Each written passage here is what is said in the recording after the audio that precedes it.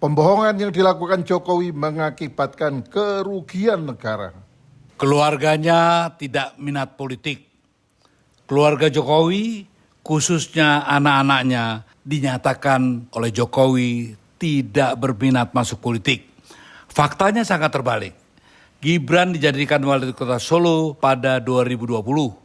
Bobi Nasution menantunya dijadikan wali kota Medan. Kaisang dijadikan Ketua Umum Partai Solidaritas Indonesia, PSI. Gibran yang belum cukup umur dipaksakan menjadi calon wakil presiden dengan melanggar konstitusi. Terakhir, Kaisang mau dijadikan calon wakil gubernur dengan merekayasa konstitusi tetapi gagal karena rakyat yang sudah marah melakukan demo besar-besaran. Kami, Barisan Pro Demokrasi, mengajak seluruh warga bangsa Indonesia, terutama para wakil rakyat di lembaga DPR, DPD, dan MPR, untuk tidak ragu dan bertindak tegas meminta pertanggungjawaban Jokowi atas penyalahgunaan kekuasaan selama masa jabatannya sebagai presiden. Begitupun seluruh warga bangsa, hendaknya tidak ragu-ragu lagi dalam menolak Gibran sebagai calon wakil presiden atas perbuatan tercela yang telah dilakukannya. Sebagai terurai jelas dalam kasus Fufu Fafa maupun tindakan tak terpuji lainnya. Dan untuk Presiden terpilih Prabowo Subianto Joyo Hadikusumo, kami mendesak agar bersungguh-sungguh berkomitmen menegakkan hukum dengan secara berani mengungkap dan mengadili para pelaku pelanggar konstitusi. Termasuk mengadili seorang mantan presiden yang terindikasi berat melakukan pelanggaran konstitusi. Semoga Tuhan melindungi bangsa Indonesia.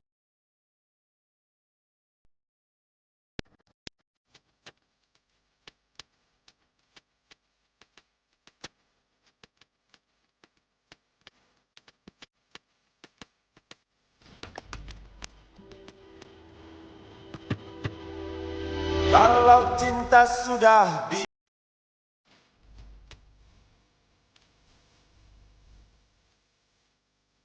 Kami yang tergabung dalam kerabat Barisan Pro Demokrasi memanggil setiap warga negara yang cinta Indonesia untuk sadar akan kewajiban menjaga, mengawal, menghormati, dan mengamalkan dalam kehidupan berbangsa dan bernegara pijakan moral, etika, dan nilai-nilai luhur yang telah digariskan dan diamanatkan oleh para founding fathers pendiri bangsa kepada seluruh rakyat dan pemimpin bangsa Indonesia sejak Indonesia merdeka 17 Agustus 1945. Amanat para founding fathers ini termaktub, tersurat dan tersirat dengan sangat baik dan jelas dalam setiap alinea pada pembukaan Undang-Undang Dasar 1945. Selanjutnya, Undang-Undang Dasar 1945 1 Juni menjadi pijakan dasar hukum negara yang bersumber pada Pancasila. Sehingga mengamalkan amanat para founding fathers ini merupakan perintah konstitusi yang wajib dijalankan oleh setiap warga negara, terutama para pemimpin di negeri ini. Dalam hal ini, Indonesia di bawah kepemimpinan Jokowi sebagai presiden, kepala pemerintah, dan kepala negara, amanat sakral para founding fathers ini tidak diperdulikannya. Dan bahkan secara sadar dan sengaja ia menciptakan tatanan hukum dan bangunan nilai-nilai moral dan etika versi pribadi dirinya demi dan untuk kepentingan politik pribadi dan para kroninya. Sehingga Indonesia sebagai negara hukum sangat terasa telah berubah menjadi negara kekuasaan. Akibatnya, Indonesia hari ini tengah mengalami berbagai kerusakan mendasar yang bersifat substantif. penyelenggara kehidupan berbangsa dan bernegara di bawah kepemimpinan Presiden Jokowi, kami nyatakan telah melenceng sangat jauh dari relnya cita-cita dan tujuan Indonesia merdeka. Ditandai oleh kian maraknya korupsi, kolusi, nepotisme, berikut premanisme di wilayah politik, ekonomi, sosial budaya, bahkan hingga wilayah konstitusi. Semua ini dibuktikan dengan semakin menurunnya secara drastis kualitas kebudayaan dan peradaban Indonesia sebagai bangsa pejuang yang berpandangan hidup Pancasila. Diawali dengan meluncurkan manuver politik 3 periode. Jokowi yang haus kekuasaan berhalusinasi agar dirinya bisa tetap bertahan dan lanjut sebagai presiden. Sekalipun ia sadar bahwa perintah konstitusi telah membatasi masa jabatan seorang presiden untuk hanya bisa dijabat oleh orang yang sama selama 2 kali masa jabatan. Namun, upaya Jokowi merusak kehidupan berkonstitusi secara baik dan benar ini telah gagal total kandas di tengah jalan. Walaupun demikian, Jokowi tidak berhenti berhalusinasi, berlanjut dengan upaya untuk menguasai dunia politik dan ekonomi lewat dorongan para konglomerat hitam dan para oligarki pendukung yang selama ini berdiri di belakangnya. Dijalankanlah manuver politik menghalalkan segala cara untuk mencapai tujuan dengan cara premanisme politik, rambu-rambu konstitusi dilanggar dan ditabrak seenaknya. Hal ini dilakukan secara terbuka saat memuluskan jalan mengajukan putranya Gibran Rakabuming Raka sebagai calon wakil presiden. Walau saat itu Gibran belum cukup umur dan berdasarkan rujukan konstitusi tidak dibenarkan untuk bisa maju sebagai calon wakil presiden yang legal dan sah. Tapi atas rekayasa kekuasaan, Gibran berhasil diloloskan lewat ketukan palu Ketua Mahkamah Konstitusi yang tak lain adalah pamannya sendiri, adik ipar Jokowi, Anwar Usman.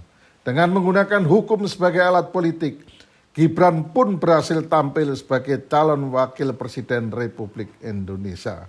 Dalam upaya memenangkan Gibran, manuvernya ini telah melahirkan satu terminologi baru, politik sprindik, yang membuat para ketua partai politik dan para pemimpin di daerah yang bermasalah menjadi tersandera, menyerah dan tunduk terhadap Jokowi sebagai presiden yang tidak segan-segan meluncurkan senjata politik sprindik.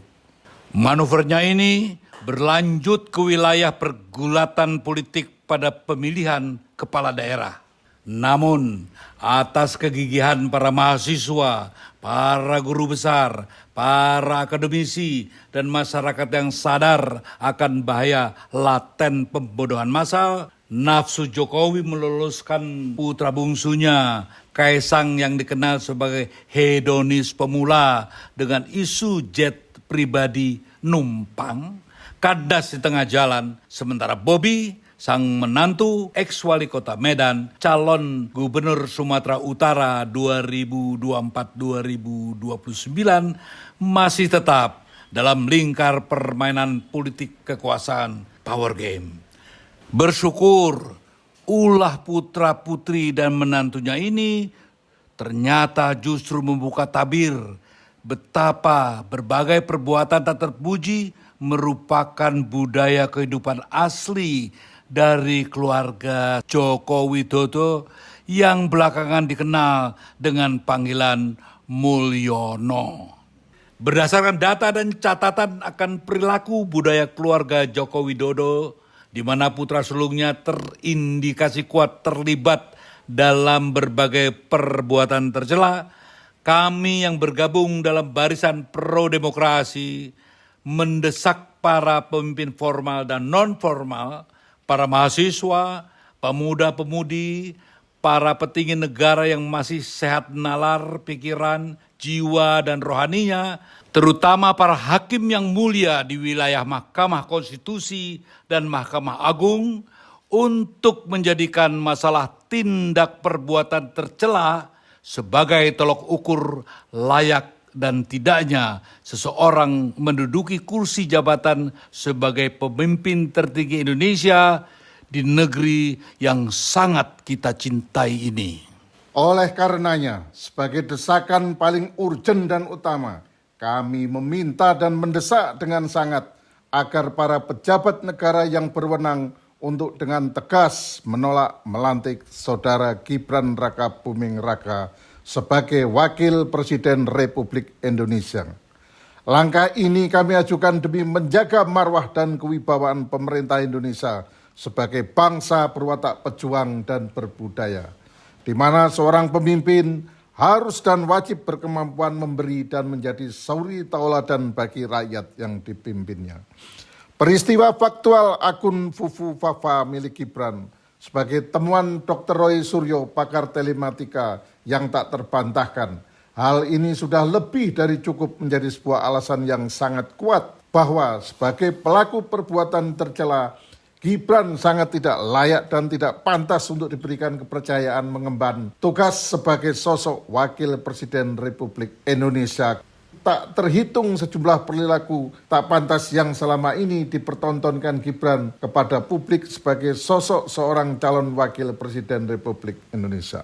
Nah, untuk lebih meyakinkan bahwa desakan kami ini berdasar pada satu temuan dan pernyataan yang bisa dipertanggungjawabkan, karena dinyatakan oleh Roy Suryo sebagai pakar telematika seperti dalam tayangan yang akan kita saksikan bersama ini. Dengan catatan bahwa sampai hari ini pernyataan Roy Suryo tidak terbantahkan.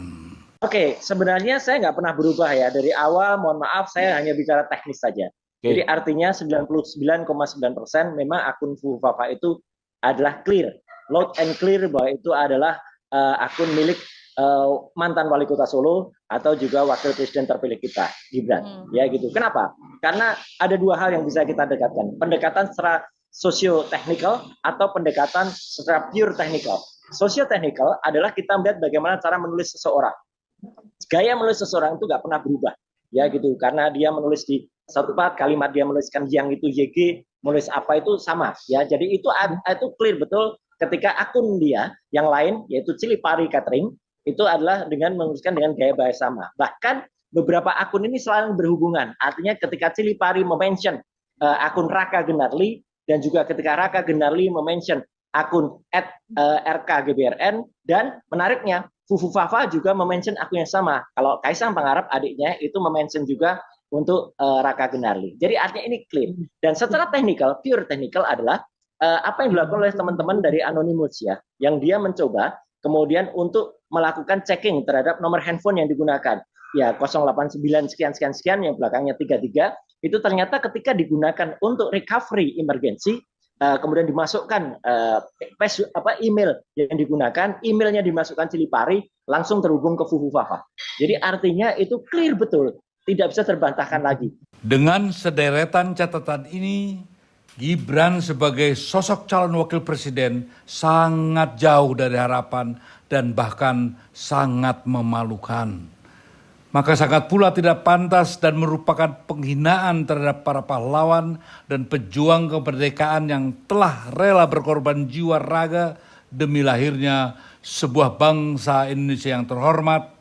Bila seorang Gibran dengan perbuatan tercelanya dibiarkan untuk menyandang sebuah kedudukan sangat terhormat sebagai wakil presiden. Selanjutnya, himbauan dan harapan kepada Presiden terpilih Jenderal Purnawirawan Prabowo Subianto Joyo Hadikusumo.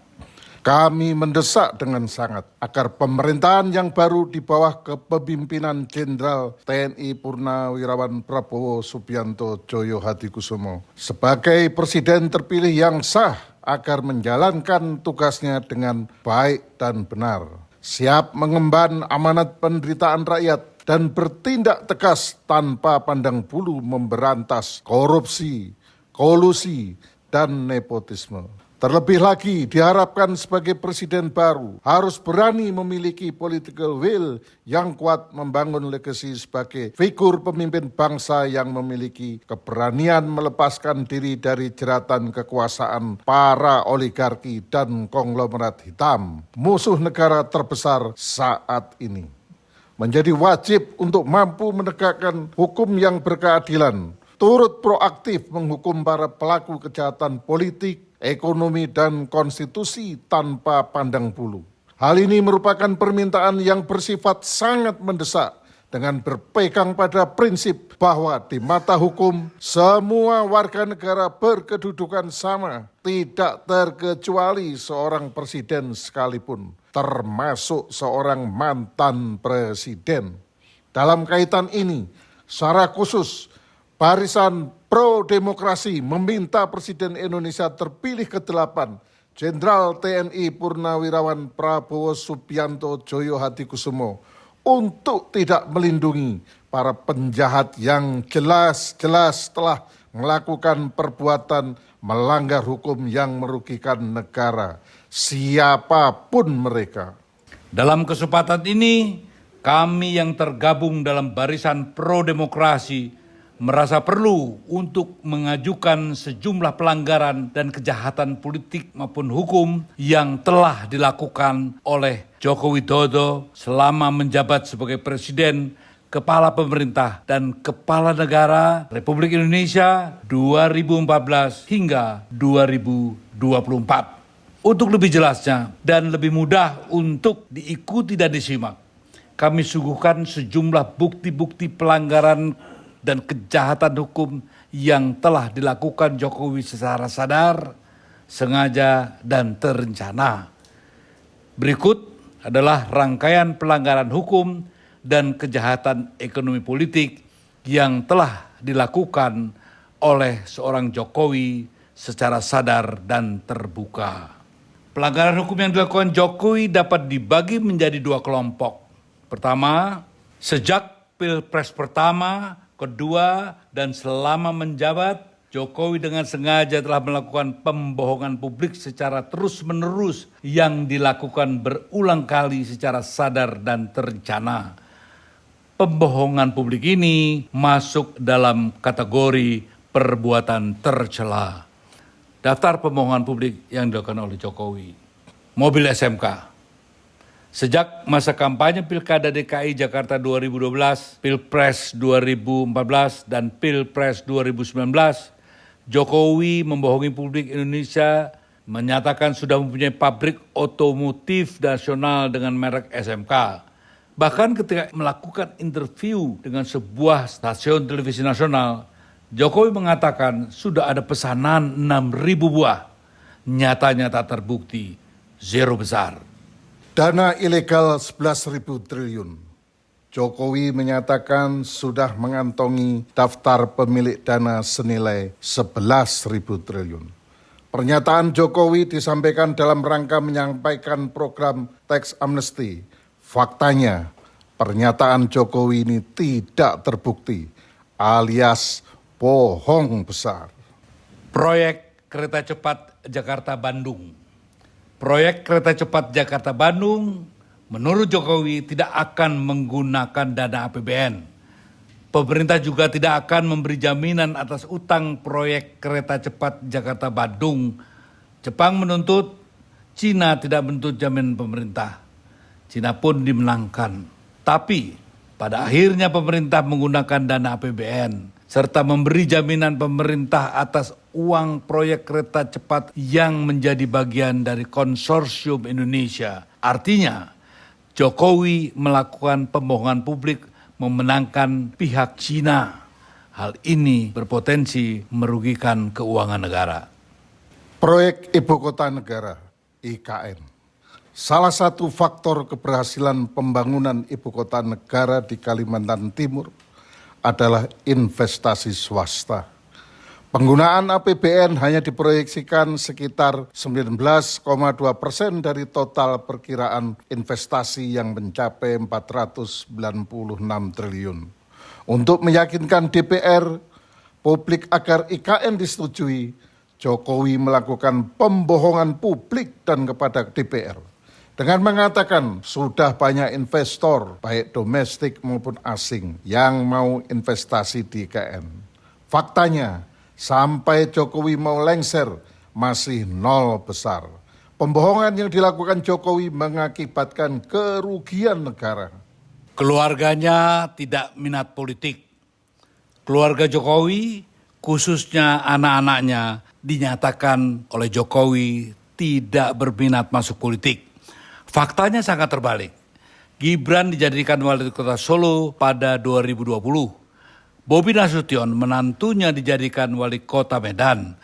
Kaisang dijadikan ketua umum Partai Solidaritas Indonesia, PSI. Gibran yang belum cukup umur dipaksakan menjadi calon wakil presiden dengan melanggar konstitusi. Terakhir, Kaisang mau dijadikan calon wakil gubernur dengan merekayasa konstitusi tetapi gagal karena rakyat yang sudah marah melakukan demo besar-besaran. Perpu Cipta Kerja, Undang-Undang Omnibus Law Cipta Kerja November 2020 telah dinyatakan inkonstitusional oleh Mahkamah Konstitusi dan harus diperbaiki dalam 2 tahun sejak keputusan MK awal November 2021. Bukannya diperbaiki, Jokowi malah menerbitkan perpu. Katanya terkait faktor kegentingan memaksa, krisis ekonomi global yang faktanya tidak ada.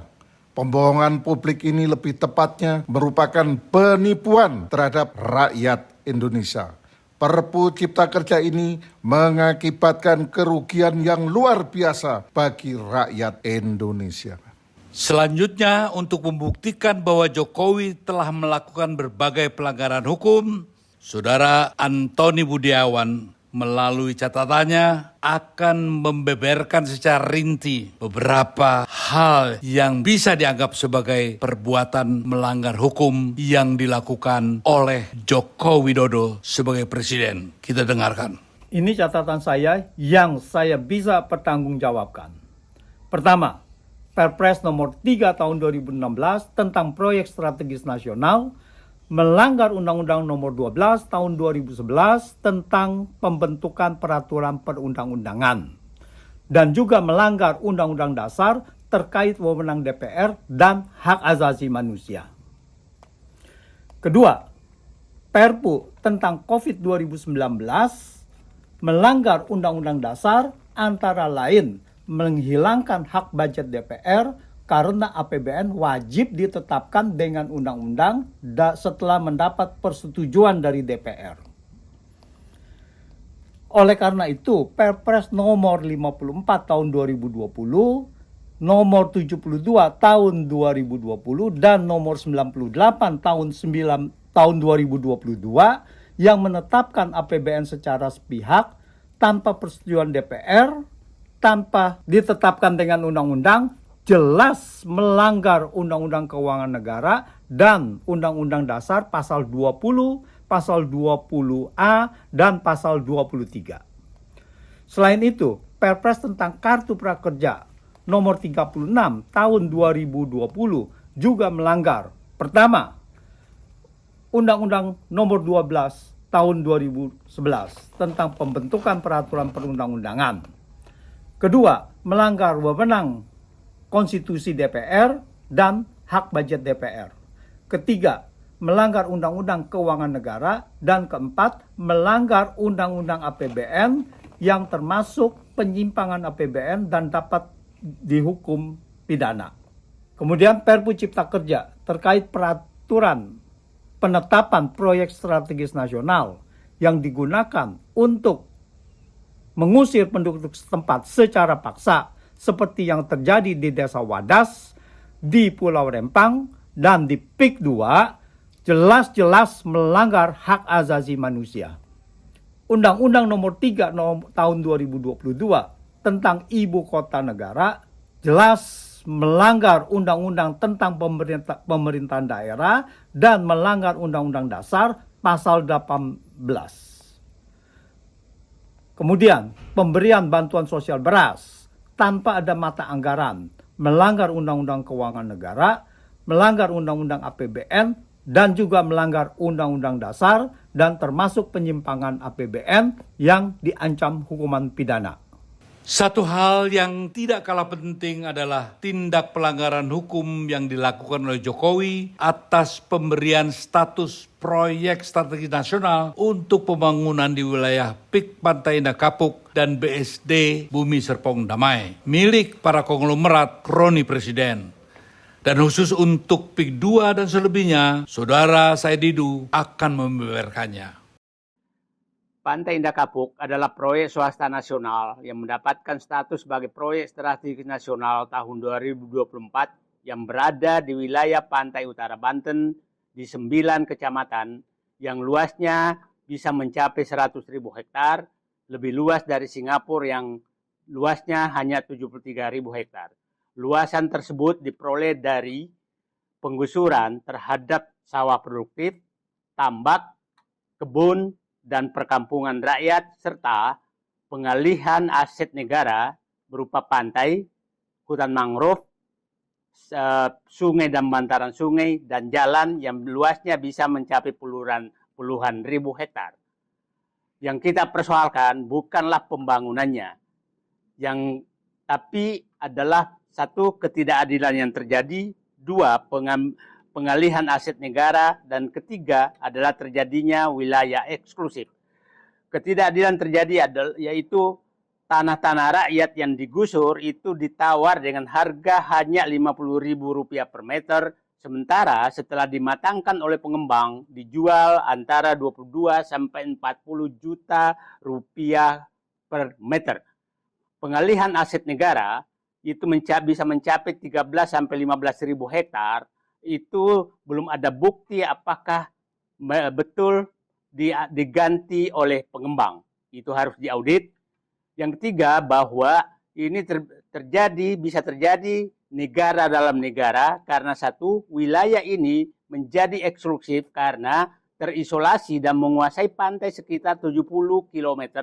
Berdasarkan fakta dan data yang telah kami uraikan di atas, kami, Barisan Pro Demokrasi, mengajak seluruh warga bangsa Indonesia, terutama para wakil rakyat di lembaga DPR, DPD, dan MPR, untuk tidak ragu dan bertindak tegas meminta pertanggungjawaban Jokowi atas penyalahgunaan kekuasaan selama masa jabatannya sebagai presiden. Begitupun seluruh warga bangsa, hendaknya tidak ragu-ragu lagi dalam menolak Gibran sebagai calon wakil presiden atas perbuatan tercela yang telah dilakukannya. Sebagai terurai jelas dalam kasus Fufu Fafa maupun tindakan tak terpuji lainnya. Dan untuk Presiden terpilih Prabowo Subianto Joyo Hadikusumo, kami mendesak agar bersungguh-sungguh berkomitmen menegakkan hukum dengan secara berani mengungkap dan mengadili para pelaku pelanggar konstitusi. Termasuk mengadili seorang mantan presiden yang terindikasi berat melakukan pelanggaran konstitusi. Semoga Tuhan melindungi bangsa Indonesia. Amin. Zaman kemajuan. Inilah zaman kemajuan. Ada sirup rasa jeruk dan durian. Ada keripik rasa keju dan ikan. Ada republik rasa kerajaan.